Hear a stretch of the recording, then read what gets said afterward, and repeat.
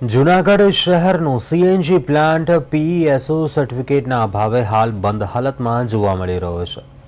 ઘન કચરાના નિકાલ માટે કરોડોના ખર્ચે બનાવવામાં આવેલા પ્લાન્ટ હાલ બંધ હાલતમાં હોય અને તમામ મશીનો ધૂળ ખાઈ રહ્યા છે। જો વહેલી તકે આ પ્લાન્ટ શરૂ કરવામાં નહીં આવે તો આ મશીનની હાલત વધારે ખરાબ થઈ શકે તેવી છે અને વિપક્ષ દ્વારા આ મામલે ગંભીર આક્ષેપો કરવામાં આવી રહ્યા છે। ત્યારે શાસક પક્ષ દ્વારા જણાવાયું હતું કે એસઓનું સર્ટિફિકેટ આગામી જાન્યુઆરીના અંત સુધીમાં આવી ગયા બાદ કામગીરી શરૂ કરવામાં આવશે।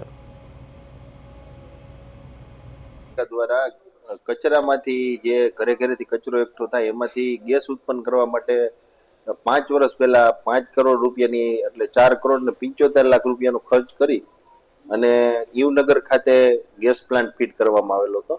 પરંતુ અવારનવાર ગેસ પ્લાન્ટ ચાલુ કરવા બાબતે અમે અનેકો રજૂઆત કરી ત્યારે અધિકારી દ્વારા એવું કર્યું કે આનું સર્ટિફિકેટ લેવું પડે।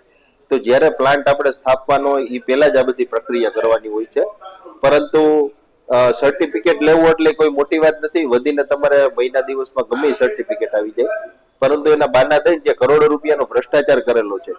કારણ કે કચરામાંથી જે ભીનો ને સૂકો કચરો મહાનગરપાલિકા પાસે આવે તો જ એમાંથી ગેસ ને એવું તમામ વસ્તુઓ બનાવી શકે, પરંતુ જે કચરો એકત્રિત કરતી જે એજન્સી છે એને ગાડીમાં પાર્ટીશન જ નથી રાખ્યું તો લોકો કેમ કચરો નાખે? અને એને હિસાબે આપણે જોઈએ કે આજે 5 વર્ષ જેવો સમય થઈ ગયો છે ખાતે કાર્યરત કર્યો છે, પરંતુ સરકારશ્રીની ગાઈડલાઈન મુજબ આ પ્લાન્ટ માટે બોટલ રિફિલિંગ માટે પેસોનું સર્ટિફિકેટ મળવું આવશ્યક હોય। આ પેસોના સર્ટિફિકેટની પ્રક્રિયા હાલ ચાલી રહી છે।